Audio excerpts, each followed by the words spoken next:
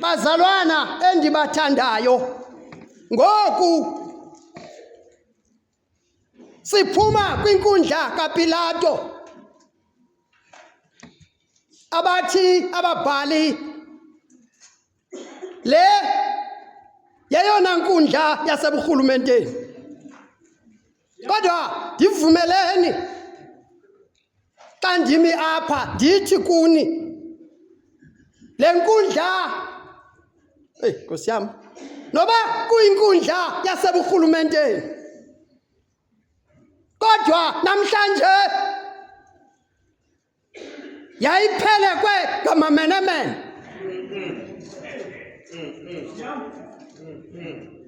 Ngoba inyaniso yokokuba namamenemene ngamanye amaxesha ayaphumelela kubumenemene bawo. Kodwa into enza into yoba siphumelele phantsi kwamanzithi-nzithi obumenemene yinto yoba owethu Thixo akakhethi bala lamntu. Ngoba lo Thixo uthi umbhali xa ikhethe ukukuvikela ezintshabeni akajikwa sisimo sethutyana. Ngoba sinoThixo othanda namamenemene, kunjalo nje awaphumelelise ubumenemene bawo.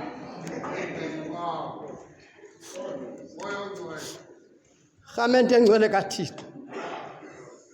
Kodwa ikhaya lamamenemene alihlali ngokonwaba. Unjalo nje nempilo ayibikho kwelo khaya. Ndawonye nelizwe elikhokhelwa ziinkokheli ezenza izinto ebekungafanelanga oba zizenzile, ziyeke ezo nto ebekufanele uba zizenzile. Kwelo lizwe akubikho ukuphila, kungabe nemisebenzi, kodwa abantwana bethu bafundile. Kunyuke zipetroli, kunyuke nemibane, umthetho ube yeke. Izigwinta zikhaba amacango silele ezindlini. Sithumela abantwana ezikolweni kodwa babuye bedlwenguliwe ngabantu abesibathembile. Rhamente engcwele kaThixo. Yonke imizamo yokukhulula uYesu izanyiwe, bashumayeli bam, nguPilato. Ndiza kuni ngoku. Vumani ndithi kwade kwakathathu, qinisekile abashumayeli bandinqinela ngokomvangeli uLuka apha. Kodwa into eyothusayo yokuba yonke loo mizamo ayincedanga nto. Ayincedanga nto. Bethunena kukho iinkokheli ezithi zitetyiswa, iinkokheli ezithi zibekwe endleleni. Kuyonakala. Kodwa zibe zithetha leya naleya, ngoba kakade kuba njalo. Xa ilizwe likhokhelwa ngabantu abangengomathandazwe, inkathazo yelizwe lethu yinto yoba sikhokhelwa ngabantu abakhokhelisa izisu zabo ngaphambili. Rhamente engcwele kaThixo.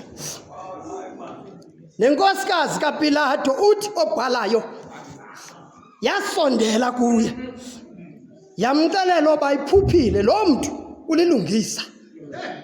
Kodwa nayo loo nto ndiyaphinda ayincedanga nto, ngenxa yefuthe lemikhuba yehlokondiba elalimfuna uYesu kwintuthumbo yomnqamlezo.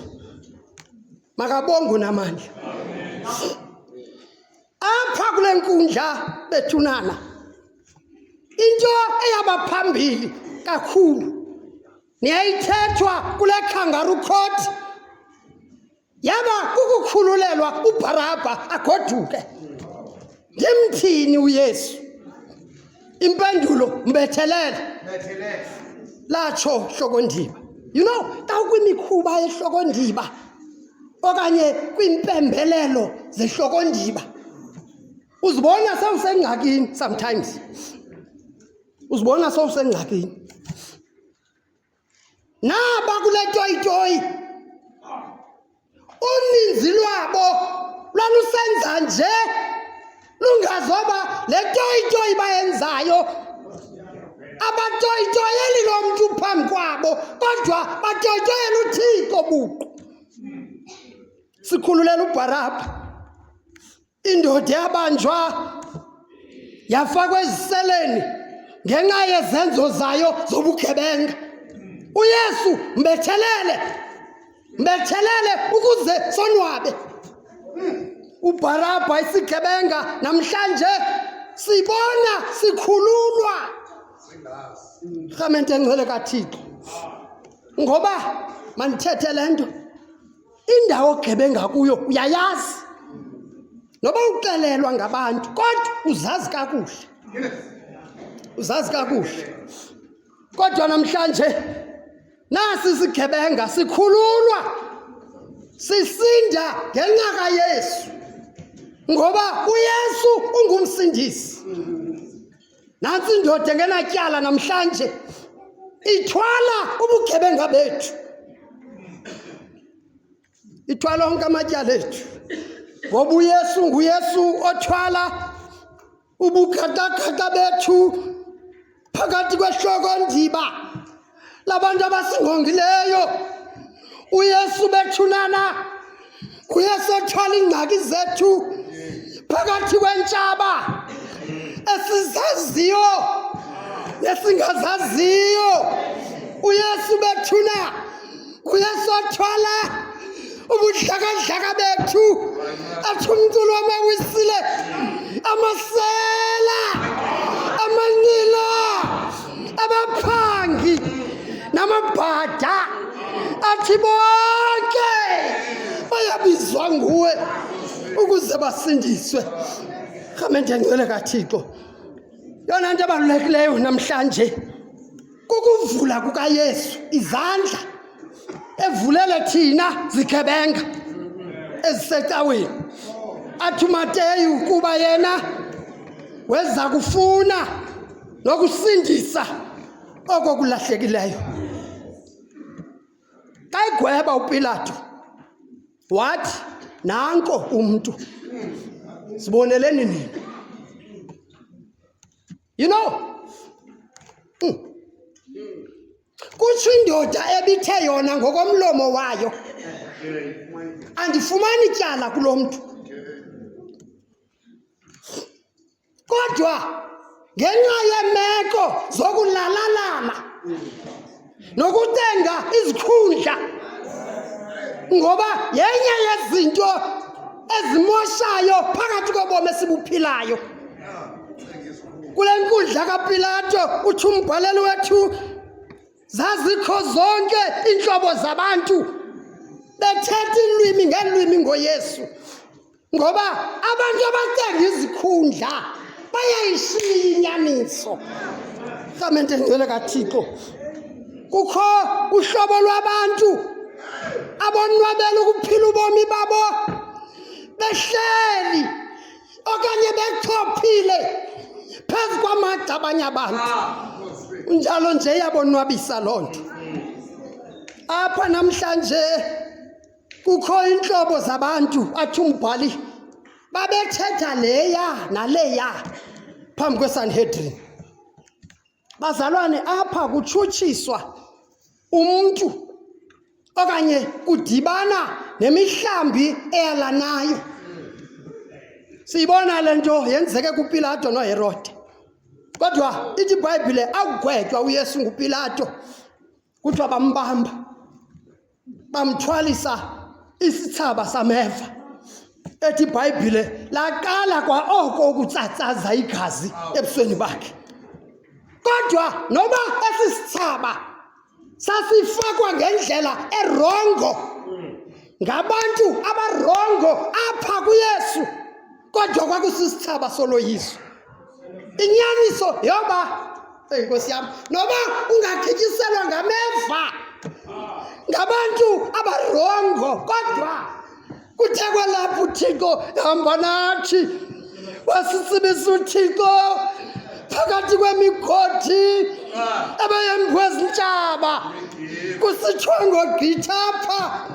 Kodwa xa kunamhlanje bakrobe ngefestile ingathi bayabuzana ba ugqitha kanjani, besicinga into yoba simgqibile. Rhamente ngcwele kaThixo, ngoba xa ufuna isithaba soloyiso uyanyamezela bethuna de unyamezele nokuthukwa ngomakhelwane. Rhamente ngcwele kaThixo, xa umane uphuma ungena endlini yakho upheke enkonzweni bade bathi abanye isingathi ziyamshiya ingqondo kule nto yokukholwa kwakhe. Kulandwa ngokufutshane iminqamlezo ibe mithathu. Bashumayeli, ndiyayeka ngoku. Le minqamlezo mithathu iyafana, kodwa lo kaYesu wohlukile kule mibini. Nqamlezo ospecial for indoda especial egama linguYesu. Ngeli xesha bethunana uYesu athwaliswa owakhe umnqamlezo phezu kwentaba uthobhalayo, kwaye sekuthunyelwa amajoni amathathu ebhizi esemba imingxunya emithathu. Kodwa kule mingxunya kukho nomngxunya womntu ongenatyala. Inyaniso yoba kukho namhlanje abalele emangcwabeni ekungathi xa bengavuswa athi into yandilalisa kulo mngxunya yaba kukubonwa zintshaba ndimi endleleni ebheke empumelelweni. Rhamente ngcwele kaThixo, mhlawumbi ulinyazwe ngabaya ububancedile phezolo. Rhamente ngcwele kaThixo, inyaniso yoba xa usenza kuhle kubantu yenza nje ukukholisa uThixo, ungabalindi ngoba sonzakaliswe ngabantu ebesibancedile phezolo. Kholisa nje uThixo, because the very same people obubancedile one day ngabo kanye abasazokuthufela ngezikhohlelo ezimdaka ulale untswizisa. In other words, la majoni ingathi ayisithi noba ubuso bakhe bungalijaja ligazi, kodwa akenzanga nto. Apha bazalwane namhlanje kutshutshiswa indoda emsulwa. Inyaniso ke iqhelekile le nto, ubona indoda okanye inkosikazi itsala ejele iminyaka kanti ayenzanga nto. Oyena mntu owonileyo nanko ehamba apha phakathi kwethu, ehamba ngokukhululekileyo, unjalo nje evuma nathi ingoma. Mandiyiphinde le nto, inyaniso yoba njengoba sivuma ingoma sonke asivumeli into enye. Uvumele yakho nam ndivumele yam. Njengoba sidanisa sonke asidaniseli into enye. Udanisele yakho nam ndidanisele yam, ngoba ingoma le xa ivunywa ayithethi into enye kuthi sonke. Kuwe ikhona into eyithethayo, komnye ikhona into eyithethayo, nakomnye ikhona into eyithethayo.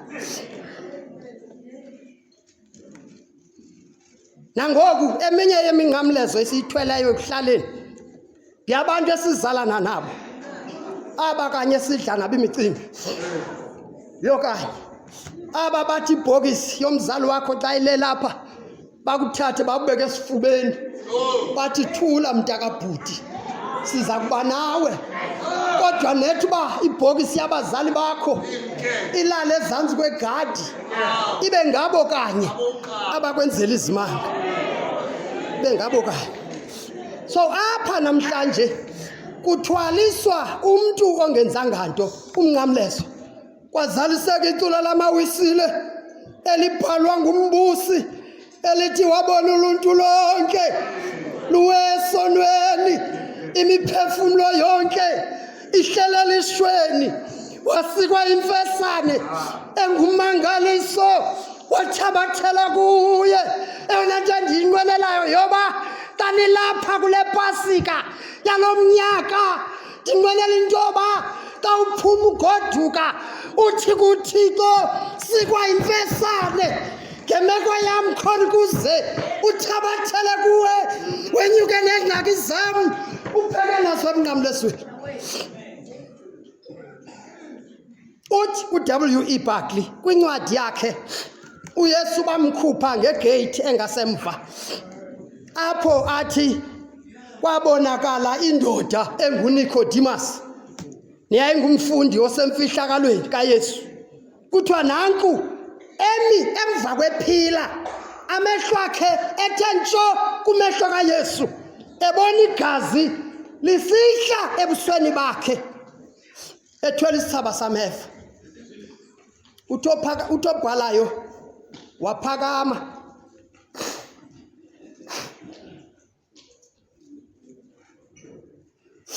waphakama wadibanisa izandla zakhe, amehlo akhe ewathe ntsho kuYesu, ezele zinyembezi.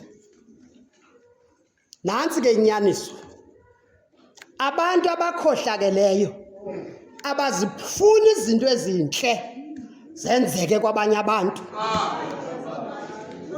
bafuna zenzeke kubo bodwa.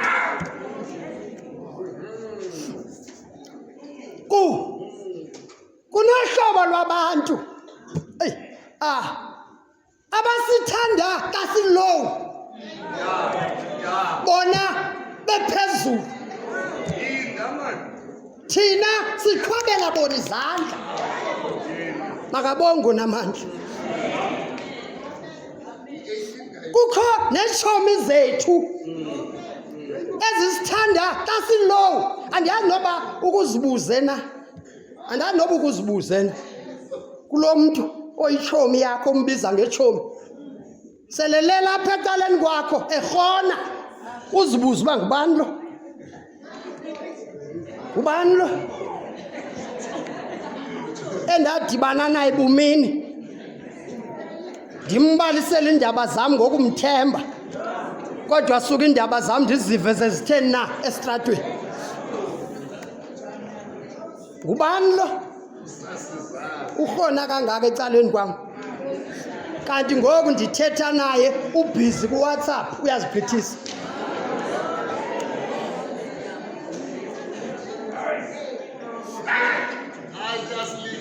Umjonge lo mntu ubone uba uze nenye, uze nenye. Ndiyayeka ngoku. UNicodemus kuthiwa wayelila ngesikhalo esikraka esinganyamezelekiyo, ekhumbula apho asuka khona noYesu. Ukukhumbule bani wena?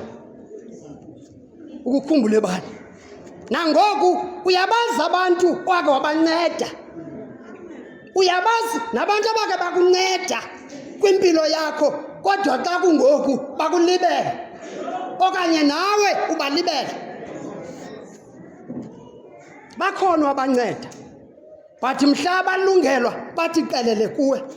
Abantu owabakhupha eludakeni, abanye rhamente ngcwele kaThixo bancedwa ngabazali babo ngemfundo, kodwa bathi bakuba sezindaweni ezibhetele suka babalibala oba ngabazali babo aba.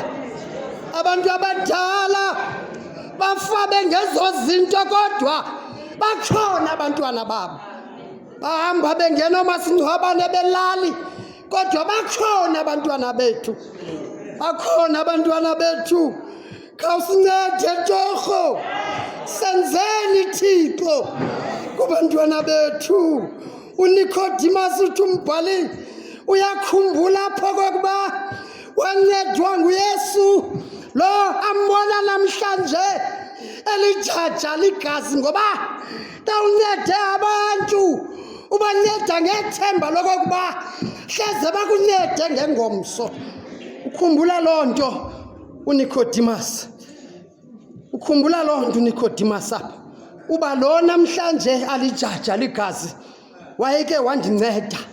Igazi bethuna likaYesu umthombo wobomi, athi umculi sikolelwa siphiliswa ngenxa yelo gazi lakhe. Clemente engcwele kaThixo, ndizawuyeka ngoku kodwa uYesu akukhondenywa to death, akukhondenywa to death. uPilato bathi ababhali wamkhupha ngegate yenkunkuma. Kuthiwa uYesu ehamba nezihange esindwa ngumnqamlezo. In other words, uYesu wabalelwa enkunkumeni. Athi umculi noba ebalelwe enkunkumeni kodwa izono zethu zabalelwa kuye.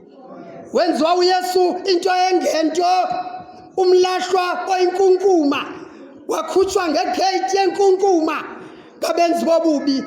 Bathi ababhali ukusuka eJerusalem ukuya eGolgotha uYesu wawa kathathu. Kuthiwa wawa kathathu, nami ke nditsho andizugqitha kulonto. Ethwele umnqamlezo wakhe, enqaniwe, elambile, ediniwe ngoba zangalale, and umnqamlezo was something heavy, painful and unwanted.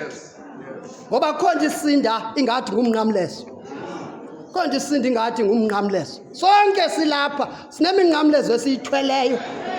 Mimbi iminqamlezo siyithwaliswe ngabantwana bethu, siyithwaliswe ngabantwana bethu.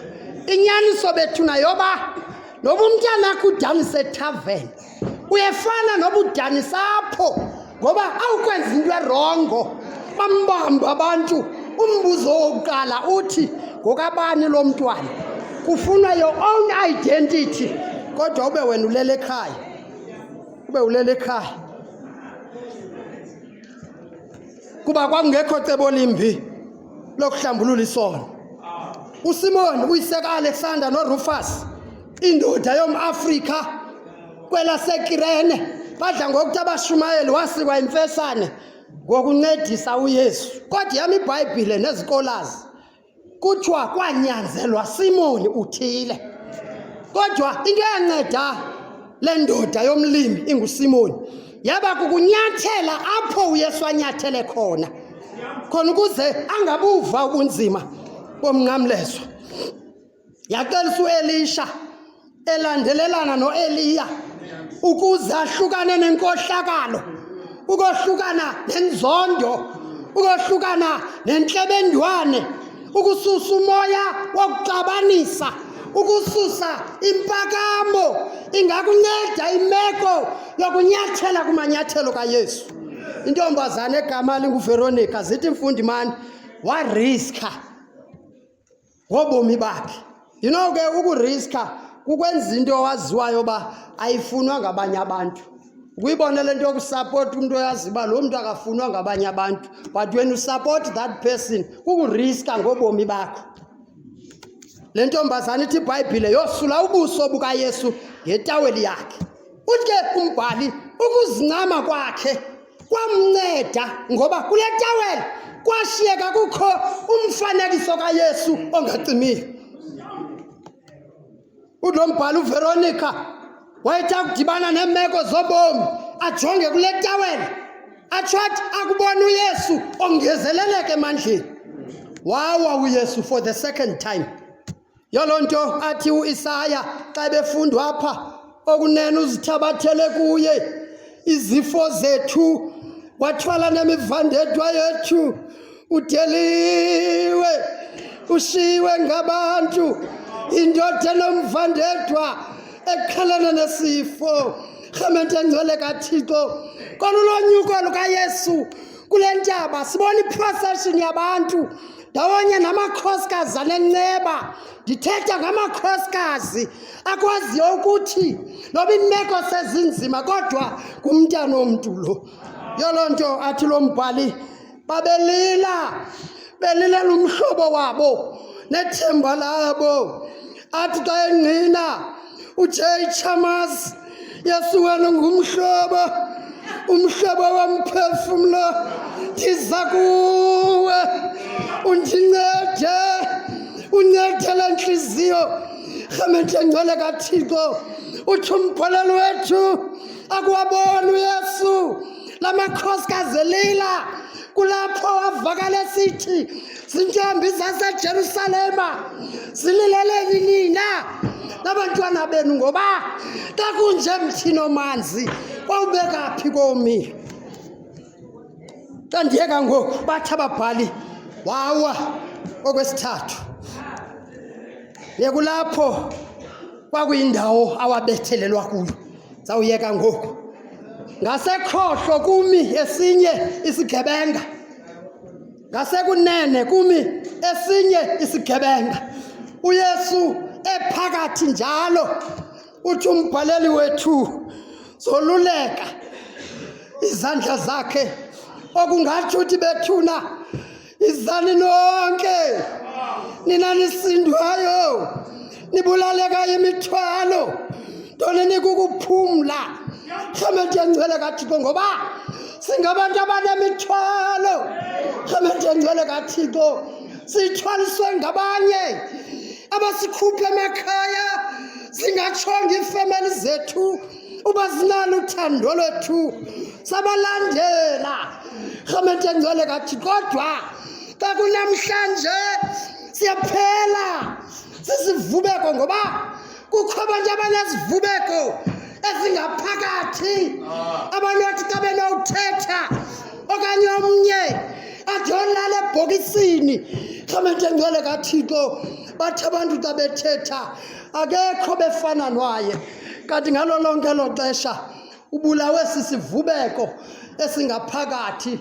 Anothi xa inovuka athi into endilalise apha sisivubeko sabantu ababethe bayandithanda. Uthi umbhaleli wethu bawugqiba ukumbethelela bayiphakamisa lo nkabankaba yomnqamlezo. Rhamente ngcwele kaThixo, uthi umbhaleli wethu kanye ngoku sebembethelele babelana ngengubo zakhe. Rhamente ngcwele kaThixo, ngoba bakhona nangoku abalinda into obungabikho, bajonga izinto zakho, abaqondayo into yoba usweleka nini ukuze sikwazi ukwabelana ngezinto zakhe. Yangathi laa mini yonyana wolahleko athi umbhaleli wethu enengcinga zoba mhlawumbi uyisangabhubha, wathi ndabele ngoku esisesam isabelo wemka wayosibhukuqa.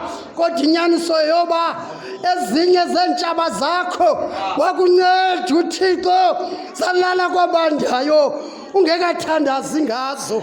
Rhamente ngcwele kaThixo, ndizothi kuni noba bebenimisela iminqamlezo engakanani, kodwa ngoku emnqamlezweni kum uYesu phezu kwentaba yaseGolgotha, kumi umsindisi waboni, kumi ingadlangadla umthetheleli wethu, kumi emnqamlezweni ngoku bethuna, kumi uzanoxolo, kumi bethuna ngoku emnqamlezweni, kumi ithemba lethu elathi umculi wamawisile, ithemba lethu loomaphina emnqamlezweni, ngoba zonke iziphoso zethu zabalelwa kuye. Rhamente ngcwele kaThixo, uthathe ngoku umnqamlezo wakho bengekakugqibi unikezele kuYesu, ngoba abantu beli lizwe bangakocutha zonke izinto, kodwa uba bangakocutha uYesu usenayo indawo yokubambelela. Uyabanjelelwa bethuna kumqolo kaYesu, sele zikukhuhla iintshaba ubashiye bebuzana into yoba ugqitha kanjani. Nanku uzanoxolo emnqamlezweni ngoYesu Kristu inkosi yethu, amen.